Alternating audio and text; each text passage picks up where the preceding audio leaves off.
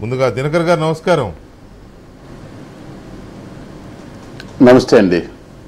దినకర్ గారు, ఈ కేసుని ఒక కేస్ స్టడీగా చాలా సందర్భాల్లో మాట్లాడారు. చాలామంది మేధావులు, లేకపోతే లీగల్ ఎక్స్పర్ట్స్, కోర్టులు కూడా మాట్లాడినాయి. ఇందాక నేను చెప్పాను, మన రఘురామరాజు గారితో మాట్లాడుతున్నప్పుడు 2-3 కోర్టు జడ్జిమెంట్లో కూడా సుప్రీంకోర్టే ఈ కేసుని ఉదాహరణగా మాట్లాడే సందర్భాలు చూసాం.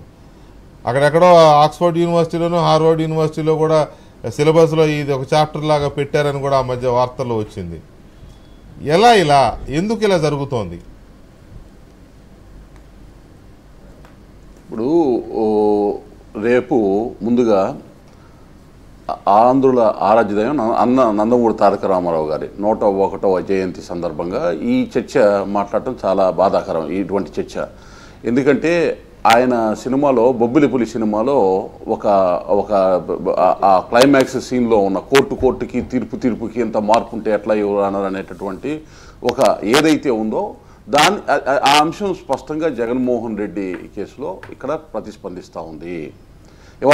ఇవాళ ఏంటంటే వ్యవస్థలను, ఎందుకంటే వ్యవస్థల్లో ఉన్నటువంటి అవకాశాలని నిష్ణాతులైనటువంటి వకీల్ని, అడ్వకేట్స్ని పెట్టుకొని ఏ విధంగా వెసులుబాటు పొందగలుగుతూ ఉన్నారనేటటువంటిది మనం చూసాం.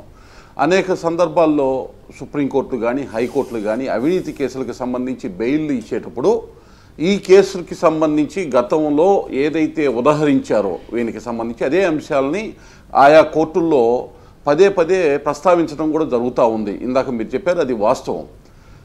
అయితే ఈయన ఏదైతే వెసులుబాటుని వినియోగించుకొని ఇంతకాలం డ్రాగన్ చేస్తా తను ఏదైతే వాస్తవానికి బెయిల్ మీద ఉన్నటువంటి ఎవరైతే ఒక నేర ఆరోపణలో ఉన్నటువంటి వ్యక్తి, జైల్లో ఉండవలసినటువంటి వ్యక్తి, కండిషనల్ బెయిల్స్, ఆ కండిషన్ ఇవాళ చూడండి, ఇవాళ మీరో నేనో లేకపోతే అక్కడ కూర్చున్నటువంటి కొలికిపూడి శ్రీనివాసరావు చక్రవర్తి గారో ఏదైనా ఒక దేశానికి వెళ్తే సబ్జెక్టు వీసా ఏదైతే ఉందో వీసాకి సంబంధించిన ఫార్మాలిటీస్ ఫుల్ఫిల్ చేస్తే చాలు, మనం ఏ కోర్టు నుంచి పర్మిషన్స్ తీసుకోవాల్సినటువంటి అవసరం లేదు.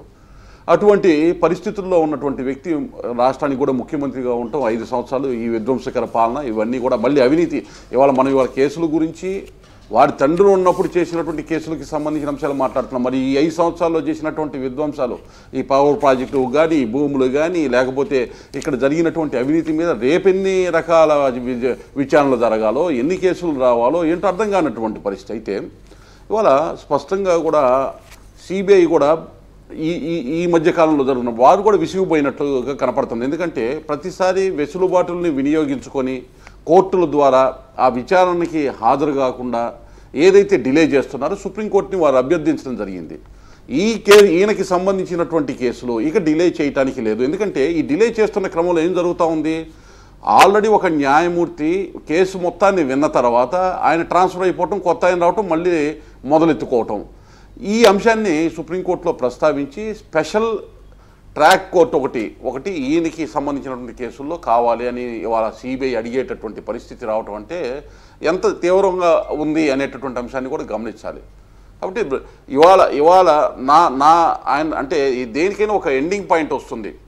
ఆ ఎండింగ్ పాయింట్ ఇవాళ వచ్చింది అని నాకైతే అనిపిస్తూ ఉంది. ఒక సంవత్సరన్నర లోపల ఈయనకి సంబంధించినటువంటి కేసులన్నీ కూడా ఒక లాజికల్ కంక్లూజన్ వచ్చి ఏదైతే ఏ అంశాల్లో అయితే నిజంగా శిక్షార్హుడయ్యి ఆయనకి సంబంధించినటువంటి సాక్ష్యాధారాలతో ఉన్నటువంటి అంశాల్లో దాన్ని ఎదుర్కోక తప్పని పరిస్థితి అయితే ఉత్పన్నమయ్యింది అని ఈ రోజైతే నాకైతే అనిపిస్తుందండి.